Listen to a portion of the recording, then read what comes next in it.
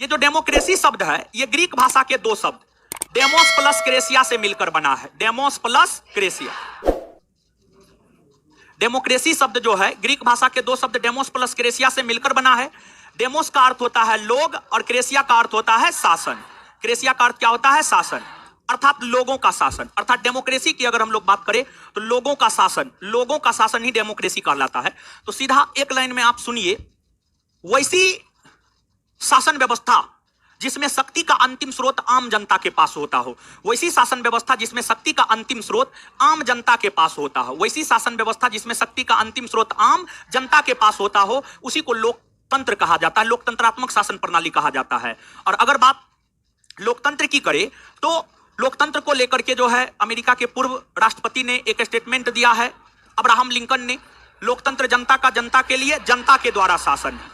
तो लोकतंत्र जनता का जनता के लिए, जनता के द्वारा शासन है। यह स्टेटमेंट अब्राहम लिंकन के द्वारा जो है आपको दिया गया है। अब अगर आप लोकतंत्र की बात करेंगे तो जो लोकतंत्र है यह आपको दो प्रकार का होता है। लोकतंत्र यानी डेमोक्रेसी दो प्रकार के होते हैं। एक आपको प्रत्यक्ष लोकतंत्र होता है और दूसरा आपको अप्रत्यक्ष लोकतंत्र। दूसरा क्या? अप्रत्यक्ष लोकतंत्र होता है। बात अगर प्रत्यक्ष लोकतंत्र की करें, तो प्रत्यक्ष लोकतंत्र जो है उस लोकतंत्र को कहा जाता है जिसमें आम जनता की प्रत्यक्ष तौर पर भागीदारी होती हो, जिसमें शासन प्रशासन में आम जनता की प्रत्यक्ष तौर पर भागीदारी होती हो, जिसमें शासन प्रशासन में आम जनता की प्रत्यक्ष तौर पर भागीदारी होती हो, उसी को प्रत्यक्ष लोकतंत्र कहा जाता है। जैसे कि आपको देखने को मिल जाएगा स्विट्जरलैंड में। स्विट्जरलैंड में जो है आपको प्रत्यक्ष लोकतंत्र देखने को मिल जाएगा। यहां पर शासन प्रशासन में आम जनता की प्रत्यक्ष भागीदारी होती है। वही अप्रत्यक्ष लोकतंत्र उस लोकतंत्र को कहा जाता है जिसमें शासन प्रशासन में आम जनता की प्रत्यक्ष तौर पर भागीदारी नहीं होती हो, बल्कि आम जनता के द्वारा चुने हुए प्रतिनिधियों की भागीदारी प्रत्यक्ष तौर पर होती हो, उसी को अप्रत्यक्ष लोकतंत्र कहा जाता है। विश्व के अधिकतर देशों में अप्रत्यक्ष लोकतंत्र ही देखने को मिलेगा, जैसे कि भारत हो गया, अमेरिका हो गया, या फिर अन्य कोई भी देश उठा करके आप देख लेंगे तो वहां पर अप्रत्यक्ष लोकतंत्र ही देखने को मिलेगा। जैसे कि एक बात बताइए, अगर बात भारत की जाए तो भारत में अगर कानून का निर्माण करना हो तो कानून के निर्माण करने में क्या, या शासन प्रशासन करने में क्या आम जनता की भागीदारी होती है? नहीं, बल्कि कानून के निर्माण करने में या शासन प्रशासन करने में आम जनता के द्वारा जो चुने हुए प्रतिनिधि होते हैं वो जाकर के पार्टिसिपेट करते हैं। इसलिए भारत के विषय में हम यह बात कह सकते हैं कि भारत में अप्रत्यक्ष लोकतंत्र है। कैसा लोकतंत्र है? कैसा लोकतंत्र है? अप्रत्यक्ष लोकतंत्र है। समझ गए? तो जो है आप एक मिनट में बता दीजिए, लोकतंत्र यानी डेमोक्रेसी ग्रीक भाषा के कौन से दो शब्द से मिलकर बना? डेमोस और डेमोस का अर्थ, क्रेसिया का अर्थ, क्रेसिया का अर्थ वैसी शासन प्रणाली जिसमें शक्ति का अंतिम स्रोत आम जनता हो, क्या कहलाता है?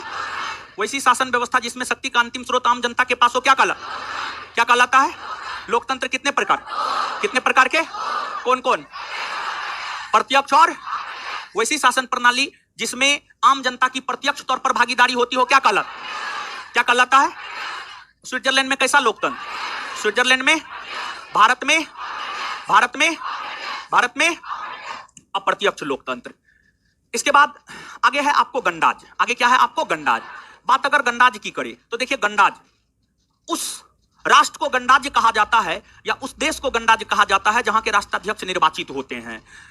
गणराज्य की अगर हम लोग बात करें तो गणराज्य जो है उस देश या उस राष्ट्र को कहा जाता है जहां के राष्ट्राध्यक्ष निर्वाचित होते हैं। जहां के राष्ट्राध्यक्ष निर्वाचित होते हैं मतलब राष्ट्राध्यक्ष निर्वाचित होते हैं मतलब राष्ट्राध्यक्ष चुने जाते हैं। राष्ट्राध्यक्ष क्या किए जाते हैं? चुने जाते हैं।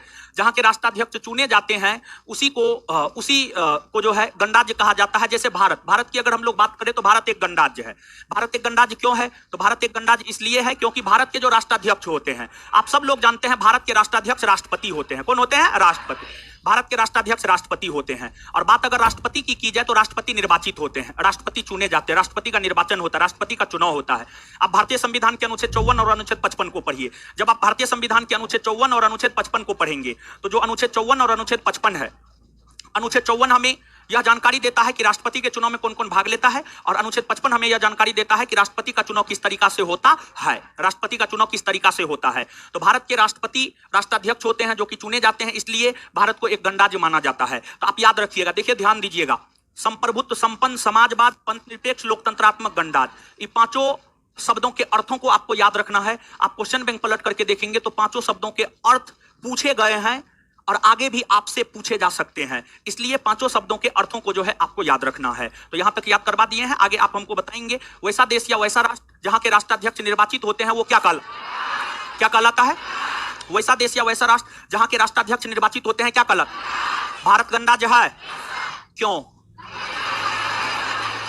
क्योंकि भारत के राष्ट्राध्यक्ष राष्ट्रपति होते हैं और राष्ट्रपति निर्वाचित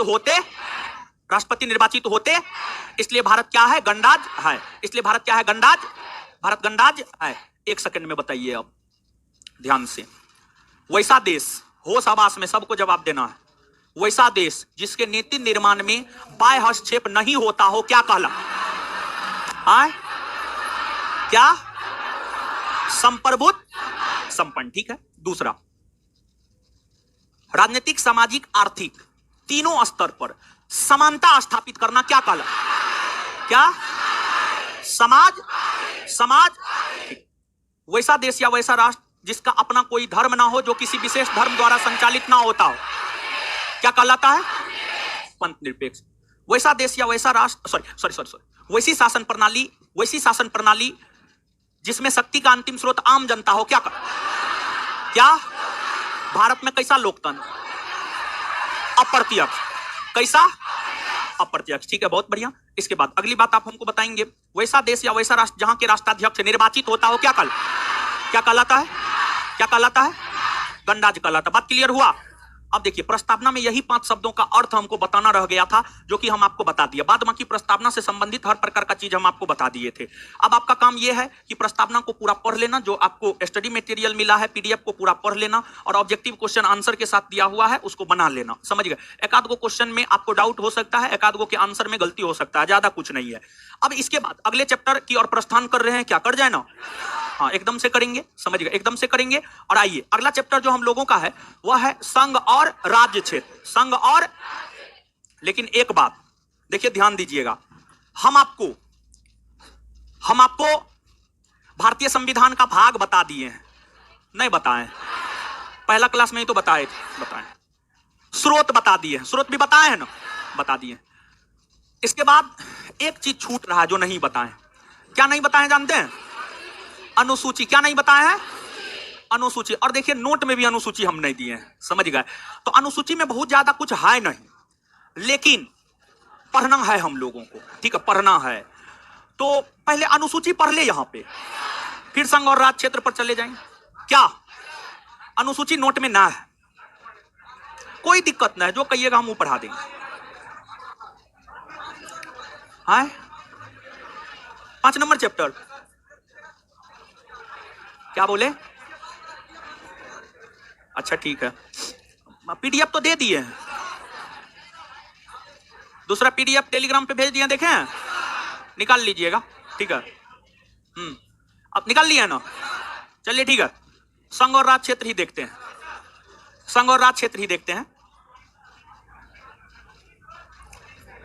अनुसूची ही देखिएगा। अब दोनों देख लेंगे तो नहीं होगा, दोनों देख लेते हैं क्या? चलिए शांत हो जाइए। अब शांति शांति शांति। देखिए, अनुसूची में ज्यादा कुछ है नहीं, इसलिए अनुसूची पहले बता देते हैं। ठीक है, और नोट में है नहीं, इसलिए जो है आपको लिखना ही होगा, या फिर लिखिएगा नहीं। ठीक है, लिखिएगा नहीं आप तो देख लिया जाएगा आगे। ठीक है, समझिए अनुसूची पहले, तब संघराज्य क्षेत्र पर आएंगे तो फिर अनुच्छेद प्रारंभ हो जाएगा, तो फिर अनुच्छेद देखेंगे। तो अनुसूची देख लीजिए, दोनों पढ़ाएंगे, आप चिंता मत कीजिए। अनुसूची सुनिए ध्यान से। अनुसूची सुन रहे हैं? देखिए, वैसे संवैधानिक प्रावधान, गौर से सुनिएगा, वैसे संवैधानिक प्रावधान जो संविधान के अनुच्छेदों में शामिल नहीं किया जा सके, उन प्रावधानों को ही अनुसूचियों में शामिल किया गया। गौर से सुनिए फिर से, वैसे संवैधानिक प्रावधान जो संविधान के अनुच्छेदों में शामिल नहीं किए जा सके, उन संवैधानिक प्रावधानों को ही अनुसूचियों में शामिल किया गया। तो अगर आपसे पूछा जाए भारतीय संविधान की अनुसूचियों में किसको शामिल किया गया, तो इसका सीधा उत्तर यह होगा, वैसे संवैधानिक प्रावधान जो अनुच्छेदों में शामिल नहीं किए गए उसी को अनुसूचियों में शामिल, एक बार फिर से सुनिए, वैसे संवैधानिक प्रावधान जो संविधान के अनुच्छेदों में शामिल नहीं किए गए वो कहां शामिल किए गए, कहां, एक बार फिर से, वैसे संवैधानिक प्रावधान जो संविधान के अनुच्छेदों में शामिल नहीं किए गए वो कहां शामिल, क्लियर हुआ कि अनुसूची में किसको शामिल किया गया। अगर आप मूल संविधान की बात करेंगे, देखिए एक बात आप ध्यान से सुनिए, पूरे पॉलिटी पढ़ाने के दौरान कम से कम 100 बार मूल संविधान शब्द का जिक्र करेंगे। तो मूल संविधान एक लाइन में आप जानिए, मूल संविधान उस संविधान को कहा जाता है जो 26 जनवरी 1950 को लागू हुआ था।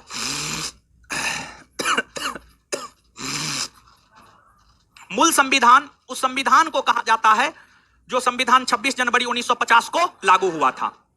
इस बात को हमेशा हमेशा के लिए आप याद रख लीजिएगा। वैसे संविधान जो 26 जनवरी 1950 को लागू हुआ था उसी को मूल संविधान कहते हैं, उसी को क्या कहते हैं, मूल संविधान।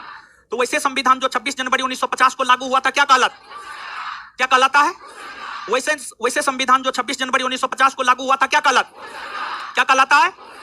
अब देखिएगा, ध्यान दीजिएगा, अगर बात अनुसूची की करें तो मूल संविधान में 8 अनुसूची हुआ करता था। मूल संविधान में कितना अनुसूची, मूल संविधान में कितना अनुसूची, कितना, 8। बाद में संविधान संशोधन के माध्यम से 4 और जोड़ा गया, संविधान संशोधन के माध्यम से 4 और जोड़ा गया, तत्पश्चात अनुसूचियों की संख्या 8 से बढ़कर के 12 हो गई और वर्तमान में 12 अनुसूची है, वर्तमान में 12। तो मूल संविधान में कितना अनुसूची, मूल संविधान में संविधान संशोधन के माध्यम से कितने जोड़े, कितने, तत्पश्चात वर्तमान में अनुसूचियों की संख्या, वर्तमान में अब देखिए, प्रथम अनुसूची, द्वितीय, तृतीय, चतुर्थ, 5वीं, 6वीं, 7वीं, 8वीं, ये सब अनुसूची मूल संविधान में था। 9वीं, 10वीं, 11वीं और 12वीं ये चारों अनुसूची बाद में जोड़ा गया है। तो 9वीं, 10वीं, 11वीं, 12वीं ये चारों अनुसूची बाद में जोड़ा गया है। ये यूपीएससी का पूछा हुआ क्वेश्चन है, काफी आसान क्वेश्चन है और कोई बनाया होगा। आपसे ये पूछा गया था निम्नलिखित में से कौन कौन सी अनुसूची बाद के वर्षों में जाकर जोड़ा गया, तो 9वीं, 10वीं, 11वीं और 12वीं, 9वीं, 10वीं, 11वीं और कौन कौन सी अनुसूची संविधान संशोधन के माध्यम से बाद के वर्षों में जोड़ी गई थी, 9वीं, 10वीं, 11वीं और 9वीं, 10वीं, 11वीं और 9वीं, 10वीं, 11वीं और, इतना बात क्लियर। अब आगे देखिएगा, देखिए ध्यान दीजिएगा। अब अगर बात हम लोग करें कि 9वीं, 10वीं, 11वीं और 12वीं, 9वीं, 10वीं, 11वीं और 12वीं, 9वीं अनुसूची प्रथम संविधान संशोधन 1951 के तहत जोड़ा गया था। प्रथम संविधान संशोधन 1951 के तहत जोड़ा गया था।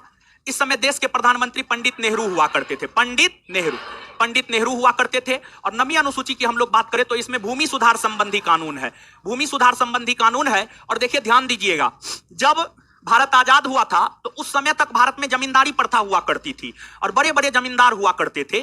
भारत में बहुत सारे जमींदार ऐसे थे जिनके पास बहुत अधिक भूमि, और भारत में बहुत सारे लोग ऐसे थे जिनके पास बहुत कम भूमि हुआ करती थी या भूमि नहीं हुआ करती थी। तो जो प्रथम अनुसूची 1951 के तहत 9वीं अनुसूची जोड़ी गई, जिसके तहत भूमि सुधार किया गया। इसके तहत भारत के भीतर जमींदारी व्यवस्था का भी अंत किया गया और इसके तहत भारत में जमींदारी व्यवस्था का अंत करते हुए ही भारत में भूमि सुधार किए गए थे। भारत में जमींदारी व्यवस्था अंत करते हुए ही भारत में भूमि सुधार किया गया था। तो हम यह भी बात कह सकते हैं कि प्रथम संविधान संशोधन 1951 के तहत जो 9वीं अनुसूची जोड़ी गई है, उस 9वीं अनुसूची के तहत ही भारत में जमींदारी प्रथा का उन्मूलन हुआ है। इस बात को भी आप ध्यान से याद रखिएगा, क्योंकि सीधे तौर पर हम लोग एक लाइन में भूमि सुधार कह देते हैं 9वीं अनुसूची में है, लेकिन इस बात को भी हमें याद रखना है कि 9वीं अनुसूची के अंतर्गत ही भारत में जमींदारी प्रथा का अंत किया गया था। किसका अंत? जमींदारी प्रथा का अंत। आज तक इस प्रकार का प्रश्न पूछा नहीं है, लेकिन कभी काल घुमा करके पूछ सकता है किस अनुसूची के अंतर्गत जो है जमींदारी प्रथा का अंत किया गया है, तो 9वीं अनुसूची। किसके अंतर्गत? किसके अंतर्गत? 9वीं अनुसूची। या इस प्रश्न को ऐसे भी पूछ सकता है कि संविधान संशोधन के तहत भारत में जमींदारी प्रथा का अंत हुआ है, तो प्रथम संविधान संशोधन 1951। या इस प्रश्न को ऐसे भी पूछ सकता है कि जो है जमींदारी प्रथा का उन्मूलन किस प्रधानमंत्री के समय हुआ था, तो आंसर हो जाएगा पंडित जवाहरलाल। देखिए बात एक ही है, लेकिन इसको घुमा घुमा करके चारों तरीका से जो है परोसा जा सकता है प्रश्न के तौर पर, तो इसलिए चीजों को आप याद रखिएगा। इसके बाद आपको 10वीं अनुसूची, बात अगर 10वीं अनुसूची की करें तो 52वां संविधान संशोधन 1985, 52वां संविधान संशोधन 1985 के तहत इसे शामिल किया गया और इसमें दल बदल कानून है। क्या है? दल बदल कानून, एंटी डिफेक्शन लॉ है। और इस समय देश के प्रधानमंत्री हुआ करते थे राजीव गांधी। कौन हुआ करते थे? राजीव गांधी हुआ करते थे, समझ गए, राजीव गांधी हुआ करते थे। और ये दल बदल कानून क्या है, दल बदल कानून नामक चैप्टर जो है, जब हम आपको निर्वाचन पढ़ाएंगे तो वहां पर हम आपको दल बदल कानून बताएंगे। सीधा यहां पर एक लाइन में जानिए कि मान लिया जाए कोई विधायक है, वो राजद के टिकट पर चुनाव लड़ा और भाजपा में जाकर शामिल हो गया, तो राजद के टिकट पर चुनाव लड़ा, भाजपा में जाकर शामिल हो गया, तो उस विधायक के ऊपर जो है एंटी डिफेक्शन लॉ यानी दल बदल कानून लागू होता है और उसकी विधायकी समाप्त हो जाती है, उसकी विधायकी समाप्त हो जाती है। लेकिन इसके लिए बहुत सारा शर्त है, कुछ कंडीशन ऐसे होते हैं जब विधायकों की विधायकी समाप्त नहीं होती है और कुछ कंडीशन ऐसे होते हैं जब विधायकों की विधायकी समाप्त हो जाती है। तो इन सभी बातों की चर्चा हम आपके साथ करेंगे आगे, जब चुनाव पढ़ाएंगे, निर्वाचन आयोग पढ़ाएंगे तो वहां पर इन बातों की चर्चा करेंगे। सीधा सा यहां पर एक लाइन में चीजों को यह याद रखिएगा कि दल बदल कानून यानी अगर कोई विधायक या सांसद जिस पार्टी के टिकट पर चुनाव लड़ता है उस पार्टी को छोड़ करके दूसरी पार्टी में शामिल हो जाता है तो उसकी विधायकी या संसदीय जो समाप्त हो जाती है जिस कानून के तहत, उसी को दल बदल कानून कहा जाता है, एंटी डिफेक्शन लॉ कहा जाता है, समझ गए। जैसे आज जो है महाराष्ट्र की राजनीति में एक बहुत बड़ी घटना घटित हुई है। एनसीपी के एक बहुत बड़े नेता शरद पवार जो है कुछ विधायकों के साथ जो है सरकार में शामिल हो गया है। तो एनसीपी के जितने विधायक थे उन विधायकों में से 2/3 विधायकों का समर्थन अजीत पवार के साथ था, इसलिए जाकर वो शामिल हो गए और इसलिए उनकी विधायकी समाप्त नहीं हुई। अगर 2/3 से कम, एक भी कम सदस्य रहता तो सभी की विधायकी समाप्त हो जाती, सभी के ऊपर एंटी डिफेक्शन लॉ लागू हो जाता। अभी आप इसको नहीं समझ पाएंगे, अभी सिर्फ याद रखिए 10वीं अनुसूची में दल बदल है, 52वां संविधान संशोधन 1985 के तहत इसे लागू किया गया। आगे पढ़ाएंगे तो आप समझेंगे, आपको चिंता नहीं करना है, ठीक है। इसके बाद 11वीं अनुसूची 73वां संविधान संशोधन 1992 के तहत 11वीं अनुसूची शामिल किया गया। पंचायती राज व्यवस्था को संवैधानिक दर्जा दिया गया और इस समय देश के प्रधानमंत्री हुआ करते थे पीवी नरसिम्हा राव हुआ करते थे। फिर 12वीं अनुसूची 74वां संविधान संशोधन 1992 के तहत 12वीं अनुसूची शामिल की गई और इसके तहत नगर पालिका को संवैधानिक दर्जा दिया गया था, नगर पालिका को संवैधानिक दर्जा दिया गया था। और इस समय में भी देश के प्रधानमंत्री पीवी नरसिम्हा राव ही हुआ करते थे। और जानते हैं 73वां संविधान संशोधन और 74वां संविधान संशोधन के तहत के समय देश के प्रधानमंत्री कौन हुआ करते थे जानते हैं? ये उसी प्रकार बदनाम प्रश्न है जैसे सत्यमेव जयते किस उपनिषद से लिया गया है। तो आप सब लोग जानते हैं मुंडकोपनिषद। और हम जब बदनाम क्वेश्चन बोले तो इसका मतलब क्या समझना है पता है? इसका मतलब यह समझना है कि बहुत बार रिपीटेड क्वेश्चन, बहुत अधिक बार रिपीटेड क्वेश्चन। बदनाम क्वेश्चन का मतलब यह समझना है और आगामी परीक्षा में भी आने की संभावना है। जब बार बार रिपीट कर रहा है तो क्या पता आपके भी परीक्षा में आ जाए। तो बदनाम क्वेश्चन बोले तो आपको यह बात समझना है जो हमने समझाया है। जानते हैं आप रेलवे का क्वेश्चन बैंक पलट के देखिए, एसएससी का क्वेश्चन बैंक पलट करके देखिए, यूपीएससी का क्वेश्चन बैंक पलट करके देखिए, बीपीएससी का क्वेश्चन बैंक पलट करके देखिए, कोई भी क्वेश्चन बैंक पलट करके देखेंगे आपको यह क्वेश्चन मिल ही जाएगा कि 73वां और 74वां संविधान संशोधन के समय भारत के प्रधानमंत्री कौन हुआ करते थे? तो पीवी नरसिम्हा राव। बड़ी बदनाम क्वेश्चन है ये, समझ गए। तो जब ये बात पूछा है तो हमको लगता है इस सब के समय कौन प्रधानमंत्री थे उस बात को याद रखना है। और क्या पता कि आज के डेट में प्रधानमंत्री पूछ रहा है, हो सकता है कल के डेट में राष्ट्रपति पूछ दे, ये भी तो हो सकता है कि नहीं हो सकता? होने के लिए तो कुछ भी हो सकता है, समझ, हो सकता है ना जी। तो यहां पर थोड़ा सा राष्ट्रपति को हम क्लियर करें, तो राष्ट्रपति को क्लियर करें, लेकिन उसके लिए जो है पूरे राष्ट्रपति का कार्यकाल आपको ध्यान में रखना होगा, समझ गए। तो एक बार आइए देखते हैं राष्ट्रपति के कार्यकाल को। देखिए, एक तो इस समय तो अगर राष्ट्रपति की हम लोग बात करें प्रथम के समय, तो इस समय तो हो जाएंगे आपको राजेंद्र प्रसाद। कौन हो जाएंगे? राजेंद्र प्रसाद।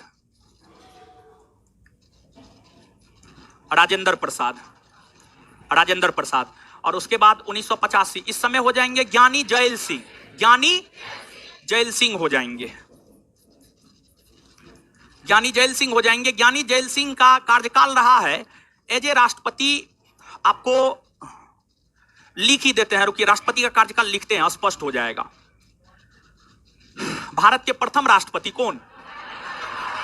राजेंद्र प्रसाद। आधा नाम लिख रहे हैं, दिक्कत नहीं होना चाहिए। 1950 से 1962 राजेंद्र प्रसाद के बाद सर्वपल्ली राधा 1962 से 1967। इसके बाद जाकिर हुसैन 1967 से 1969। जाकिर हुसैन के बाद वीवी गिरी 1969 से 1974। वीवी गिरी के बाद फखरुद्दीन अली अहमद। इनका शासनकाल 1974 से 77। फिर इसके बाद है आपको नीलम संजीव नीलम संजीव रेड्डी 1977 से 1982, और नीलम संजीव रेड्डी के बाद ज्ञानी जैल सिंह, और ज्ञानी जैल सिंह का शासनकाल रहा है 1982 से 1900। ज्ञानी जैल सिंह के बाद आर वेंकट रमन, ज्ञानी जैल सिंह के बाद आर वेंकट रमन। आर वेंकट रमन का कार्यकाल कब से कब तक रहा? 1987 से 1992, और इसके बाद आर वेंकट रमन के बाद शंकर दयाल शर्मा, शंकर दयाल शर्मा, और शंकर दयाल शर्मा का रहा है 1992 से 1997। शंकर दयाल शर्मा के बाद के आर नारायण, और के आर नारायण का रहा है 1997 से 2000, और उसके बाद एपीजे अब्दुल कलाम 2002 से 2007, फिर प्रतिभा देवी सिंह पाटिल 2007 से 2012, फिर प्रणब मुखर्जी 2012 से 2017, फिर रामनाथ कोविंद 2017 से 2022, और फिर द्रौपदी मुर्मू 2022 से अब तक, 2022 से अब तक। तो देखिए ध्यान दीजिएगा, आपको अगर बात करें हम लोग 73वां और 74वां संविधान संशोधन 1992 के समय कौन थे, तो 73वां 74वां संविधान संशोधन जो 1992 हुआ है, यह आपको हुआ है 1992 में, लेकिन यह लागू हुआ है 1993 में। यह लागू कब हुआ है? 1993 में। और 1993 में देखिए 73वां संविधान संशोधन 24 अप्रैल 1993 को लागू हुआ है, और 74वां संविधान संशोधन जो है आपको 1 जून 1993 को लागू हुआ है। गौर से इस बात को सुनिएगा, थोड़ा सा आप समझिएगा। देखिए ध्यान दीजिएगा, हम यहां पर क्या बात बोलना चाह रहे हैं। 73वां संविधान संशोधन 1992 में आया और पारित भी 1992 में हुआ, लेकिन यह लागू हुआ है 1993 में। यानी पंचायती राज व्यवस्था को संवैधानिक दर्जा मिला है 1993 में, 24 अप्रैल 1993, और नगर पालिका 1 जून 1993 को लागू हुआ है। तो यहां पर जो मूल तौर पर पूछा जाता है ना, लागू किसके समय हुआ है, उस संदर्भ में प्रश्न पूछा जाता है। तो ये दोनों संविधान संशोधन लागू 1993 में हुए हैं। और बात अगर हम लोग 1993 की करें तो 1993 के समय हुआ करते थे शंकर दयाल शर्मा। तो यहां पर अगर राष्ट्रपति के संदर्भ में चीजों को याद रखना है कि 11वीं अनुसूची, देखिए मेन होता है लागू होना, लागू होने का महत्व होता है। जैसे देखिए आपको जम्मू कश्मीर राज्य पुनर्गठन अधिनियम 5 अगस्त 2019 को ही आ गया था, लेकिन उस डेट का उतना महत्व नहीं है, जबकि जम्मू कश्मीर राज्य पुनर्गठन अधिनियम लागू 31 अक्टूबर 2019 को हुआ है। तो लागू होने का महत्व होता है। तो आपसे पूछा जा सकता है जम्मू कश्मीर राज्य पुनर्गठन विधेयक लागू कब हुआ? 31 अक्टूबर 2019। तो यहां पर लागू होने के संदर्भ में राष्ट्रपति आपसे पूछा जाता है। तो 11वीं अनुसूची जब लागू हुआ तब के संदर्भ में बात करेंगे, 12वीं अनुसूची जब लागू हुआ तब के संदर्भ में हम लोग बात करेंगे। तो क्या हो जाएगा इसका उत्तर? शंकर दयाल शर्मा। बात समझ पा रहे हैं? कोई कंफ्यूजन नहीं ना है? हाँ, नहीं होना चाहिए। और देखिए ध्यान दीजिएगा, जब आपको 11वीं अनुसूची के तहत पंचायती राज को संवैधानिक दर्जा और 12वीं अनुसूची के तहत नगरपालिका को संवैधानिक दर्जा दिया गया, तो पंचायती राज को टोटल 29 विषय काम करने के लिए दिए गए और नगरपालिका को टोटल 18 विषय काम करने के लिए दिए गए। पंचायती राज को टोटल 29 विषय काम करने के लिए दिए गए और नगरपालिका को टोटल 18। कितना विषय? तो ये सब बात जो है आपको याद रखना है। तो अब आ जाइए, चीज हम लोग याद ही करते जा रहे हैं तो इसको भी याद ही कर लेते हैं। 9वीं अनुसूची किस संविधान संशोधन के तहत? 9वीं अनुसूची किस संविधान प्रथम संविधान संशोधन 1900। इस समय देश के प्रधानमंत्री, राष्ट्रपति इसमें क्या था? क्या हम ये बात कह सकते हैं प्रथम संविधान संशोधन या 9वीं अनुसूची के तहत जमींदारी प्रथा का उन्मूलन हुआ? हाँ या ना? जमींदारी प्रथा का उन्मूलन किस संविधान संशोधन के तहत? प्रथम संविधान या किस अनुसूची के अंतर्गत? किस अनुसूची? 9वीं अनुसूची। 10वीं अनुसूची कब जोड़ा गया? 52वां संविधान संशोधन 1900। इसमें क्या है? इस समय देश के प्रधानमंत्री, राष्ट्रपति 11वीं अनुसूची के संविधान संशोधन 73वां संविधान संशोधन 1900 क्या शामिल किया गया? पंचायती राज को कितना विषय काम करने की? कितना विषय? इस समय देश के प्रधानमंत्री,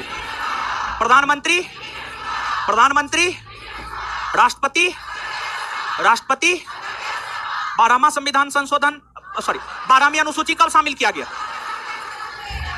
12वीं अनुसूची कब शामिल किया गया? क्या है इसमें? क्या है इस समय? देश के प्रधानमंत्री, देश के प्रधानमंत्री, राष्ट्रपति, राष्ट्रपति। अच्छा, नगर पालिका को कितना विषय काम करने, कितना विषय, कितना विषय, इतना बात क्लियर। चलिए आगे, अब आगे आइएगा, अब आगे देखिएगा। अब है प्रथम अनुसूची से लेकर 8वीं अनुसूची तक। अगर बात प्रथम अनुसूची की करें तो प्रथम अनुसूची में भारत के भीतर जो राज्य है, भारत के भीतर टोटल 28 राज्य है जी, आए भारत के भीतर जो 28 राज्य है तथा भारत के भीतर जो 8 केंद्र शासित प्रदेश है, तो भारत के भीतर जो 28 राज्य और 8 केंद्र शासित प्रदेश है, कौन कौन से 28 राज्य और 8 केंद्र शासित प्रदेश है, किस राज्य का क्या नाम है, किस राज्य का कितना क्षेत्रफल है, ये सब जानकारी हमें पहली अनुसूची देता है। भारत के भीतर जो टोटल 28 राज्य है, 8 केंद्र शासित प्रदेश है, 28 राज्य कौन कौन है, 28 राज्य का क्या नाम है, 28 राज्य में किसका क्या क्षेत्रफल है, ये तमाम प्रकार की जानकारी हमें प्रथम अनुसूची देता है। कौन देता है? प्रथम कौन देता है?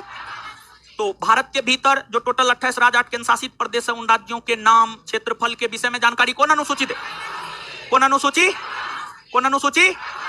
इसके बाद अगर दूसरी अनुसूची की हम लोग बात करें तो जो दूसरी अनुसूची है, दूसरी अनुसूची की अगर हम लोग बात करें तो जो दूसरी अनुसूची है, दूसरी अनुसूची हमें भारतीय राज्य व्यवस्था के अंतर्गत जितने भी पदाधिकारी है वो जो काम करते हैं, जैसे हम आपके लिए काम करते हैं, हम आपको पढ़ाते हैं तो हम आपसे पैसा लेते हैं, बिना पैसा का हम आपको थोड़े पढ़ाते हैं, नहीं पढ़ाते हैं, तो हम भी स्वार्थी हैं, समझ गए? अरे पूरा दुनिया स्वार्थ पे टिका हुआ है महाराज, समझ गए? देखिए सबसे बड़ा रिश्ता होता है, सबसे बड़ा रिश्ता होता है पति पत्नी का रिश्ता, माँ बेटा का रिश्ता, बाप बेटा का रिश्ता, ये सब। तो सुनिए, आप लोग चले गए उस पे हो, क्या नाम है उसका, क्या नाम है, क्या नाम है, क्या, क्या? अरे जोर से बोलिए, लिखिए तो यहां, ज्योति मौर्या, उस पे चले गए। अरे हर पति हीरा ठाकुर थोड़े हो सकता है, वो सिनेमा वाला लाइफ है और ये रियल लाइफ है। देखिए हर कोई बेस्ट से बेस्ट खोजता है, समझे? तो अब बताइए, वो एसडीएम थी, देखिए इसलिए, देखिए वो एसडीएम थी, वो एसडीएम थी ना, हाँ एसडीएम थी, उसका पति सफाई कर्मचारी, तो कैसे लेवल मिलता बताइए? तो अरे सुनिए ना महाराज, इसलिए जो है ना शादी हमेशा बराबरी में कीजिए, रिश्ता निभेगा। और सूर्यवंशम मूवी के तरह अपनी पत्नी को आईएएस अफसर नहीं बना दीजिएगा, नहीं तो आपका भी वही हाल होगा जो वो लड़का का हुआ है। उसका क्या नाम है, उसका क्या नाम है जी? आलोक मौर्या। हाँ, तो आपका भी वही हाल होगा। रियल लाइफ, रियल लाइफ में बहुत अंतर होता है, समझे? हाँ गलत तो है, लेकिन अरे लेकिन एक बात ये भी है, कुछ ना कुछ गलती तो लड़का का भी रहा होगा, ऐसा नहीं है कि लड़का का गलती नहीं रहा होगा, कुछ ना कुछ तो रहा होगा। लड़का का गलती ना है? अच्छा ठीक है, ठीक है,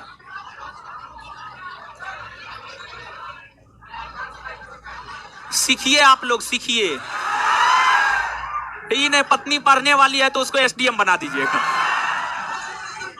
देखिए एक बात बता, पत्नी कितनों पढ़ने वाली हो, आप जिस पोस्ट पे है उससे कम का तैयारी करवाइए, तो हो भी जाएगा तो छोड़ के नहीं जाएगी।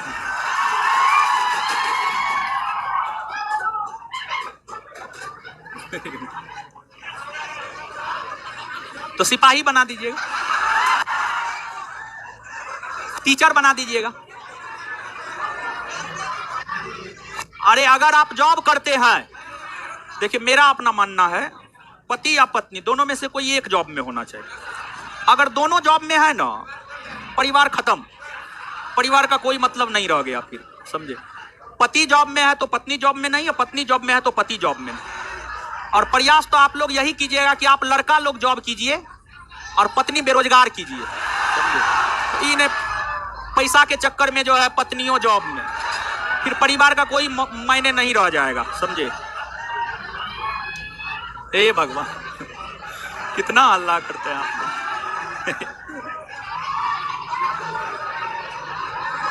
शांत होइए ना, शांत होइए ना, शांत होइए, शांत होइए, शांत होइए, शांत होइए, शांत होइए, शांत होइए, शांत होइए। देखिए, जो दूसरी अनुसूची है, बात अगर दूसरी अनुसूची की करे, बात अगर दूसरी अनुसूची की करे, तो जो दूसरी अनुसूची है ये हमें वेतन भत्ता के विषय में जानकारी देता है। किस विषय में जानकारी देता है? वेतन भत्ता, वेतन भत्ता, वेतन भत्ता के विषय में जानकारी देता है। और देखिए, राष्ट्रपति हो, प्रधानमंत्री हो, कैबिनेट मंत्री हो, राज्यपाल हो, मुख्यमंत्री हो, हर कोई जो काम करता है वो एक निश्चित वेतन लेता है। बिना वेतन का कोई भी काम नहीं करता है। जबकि प्रधानमंत्री कौन बनता है, मुख्यमंत्री कौन बनता है? नेता बनता है। और वो क्या कहता है? हम जनता का सेवक हैं। आप जनता के सेवक हैं तो आप वेतन क्यों लेते हैं? आप वेतन नहीं लीजिए, तब हम मानेंगे कि आप जनता के सेवक हैं, समझ गए। लेकिन वेतन लेगा मोटा मोटा। और देखिए, मूल वेतन तो कम रहता है, सुख सुविधा बहुत रहता है वो लोग को, समझ गए, और बहुत कुछ ज्यादा रहता है, समझे। तो भारत के भीतर जितने भी पदाधिकारी हैं उनके वेतन भत्ता के विषय में जानकारी हमें द्वितीय अनुसूची देता है।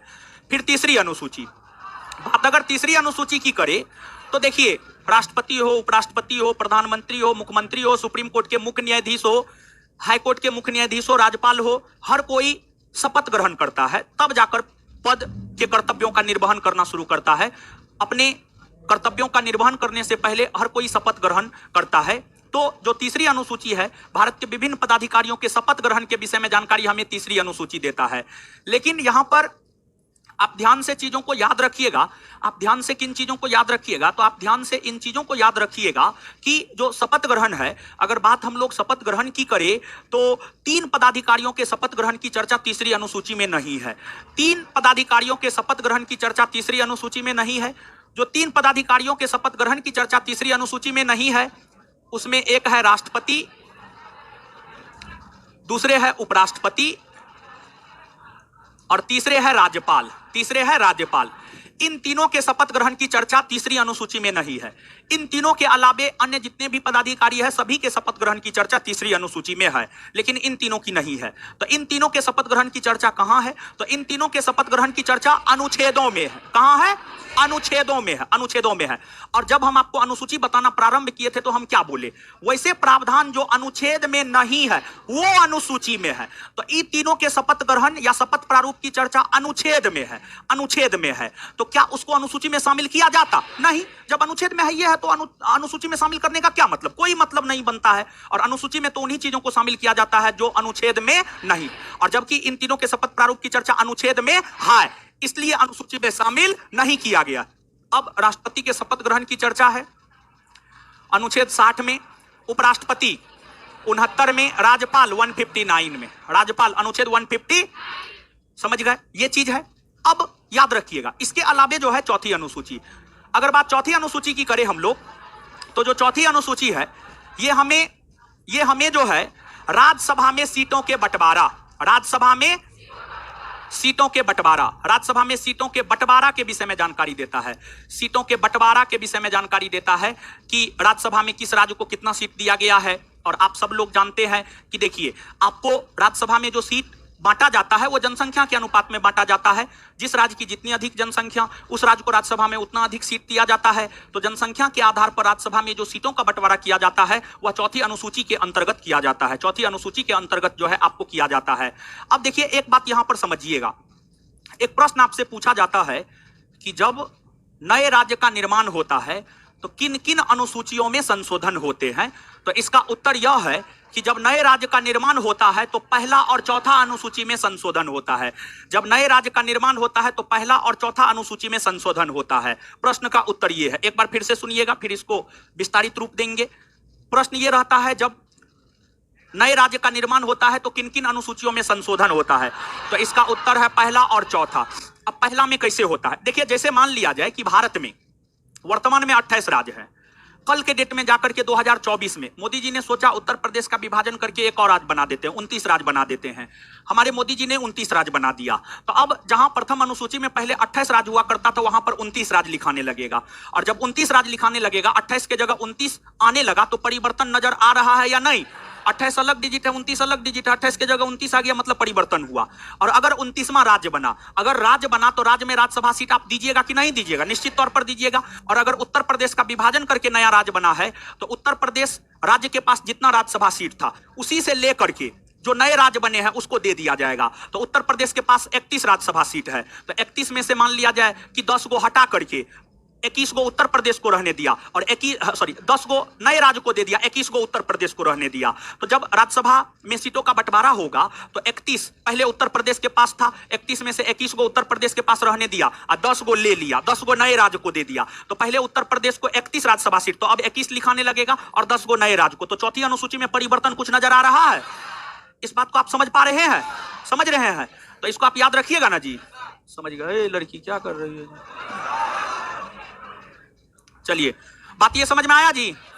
चलिए बता दीजिए, 1 से लेकर 4 तक एक बार में याद कीजिए, फिर 5, 6, 7, 8 एक बार में क्लियर कर देंगे, ठीक है? बताइए, भारत के राज्य और संघ राज्य क्षेत्रों के राज्य नाम क्षेत्रफल के विषय में जानकारी। कौन? वेतन भत्ता, वेतन भत्ता, शपथ। तीसरी अनुसूची में किन 3 पदाधिकारियों के शपथ प्रारूप की चर्चा नहीं है? राष्ट्रपति, उपराष्ट्रपति और इनके शपथ प्रारूप की चर्चा कहां है? अनुच्छेदों में। कहां है? राष्ट्रपति का, राष्ट्रपति का, उपराष्ट्रपति का, उपराष्ट्रपति का, राज्यपाल का, राज्यपाल का। राज्यसभा में सीटों का बंटवारा, राज्यसभा में सीटों का बंटवारा, सीटों का बंटवारा। एक बात और बताइएगा, जब नए राज्य का निर्माण होता है तो कौन कौन से अनुसूची में संशोधन होते हैं? एक और, इसमें कोई कंफ्यूजन नहीं ना? चलिए अब आगे देखिए, 5वीं अनुसूची। बात अगर 5वीं अनुसूची की करें तो जो 5वीं अनुसूची है, इससे हमें अनुसूचित क्षेत्र और जनजातीय क्षेत्र, अनुसूचित क्षेत्र और जनजातीय क्षेत्र, अनुसूचित क्षेत्र और जनजातीय क्षेत्र के शासन प्रशासन के विषय में जानकारी प्राप्त होता है। अनुसूचित क्षेत्र और जनजातीय क्षेत्र के शासन प्रशासन के विषय में जानकारी प्राप्त होता है 5वीं अनुसूची से। अब देखिए, अनुसूचित क्षेत्र क्या है या जनजातीय क्षेत्र क्या है? देखिए, आप सब लोग जानते हैं कि जो भारतीय समाज है जनरल, ओबीसी, एससी, एसटी में बटा हुआ है, हाँ या ना? एकदम से बटा हुआ है। तो देखिए, आपको जो विशेष तौर पर आदिवासी है, विशेष तौर पर जो आदिवासी है, आदिवासी है, आदिवासी मतलब जो समाज की मुख्य धारा से जुड़ा हुआ नहीं है, जो जंगलों में रहता है, जो जंगलों में रहता है, अभी भी समाज की मुख्य धारा से जुड़ा हुआ नहीं है, पहाड़ी भाग में रहता है, पठारी भाग में रहता है, जंगल में रहता है, उसी को आदिवासी कहा जाता है। और बात अगर आदिवासी की करें तो आदिवासी को ही जनजाति भी कहा जाता है। आदिवासी को ही क्या कहा जाता है? जनजाति। आदिवासी को ही जनजाति भी कहा जाता है। और देखिए, आदिवासी वाले इलाका में शासन प्रशासन और समाज की मुख्य धारा में शासन प्रशासन अलग अलग होता है। दोनों जगह एक रूप में शासन प्रशासन चलाया जाना पॉसिबल नहीं होता है। तो जो आदिवासी इलाका होता है उसी को जनजातीय इलाका कहा जाता है। जो आदिवासी इलाका होता है मतलब जहां पर आदिवासी समुदाय के लोग रहते हैं, उसी को जनजातीय इलाका कहा जाता है। तो जनजातीय इलाका में जो शासन प्रशासन चलाया जाता है उस विषय में जानकारी हमें 5वीं अनुसूची देता है।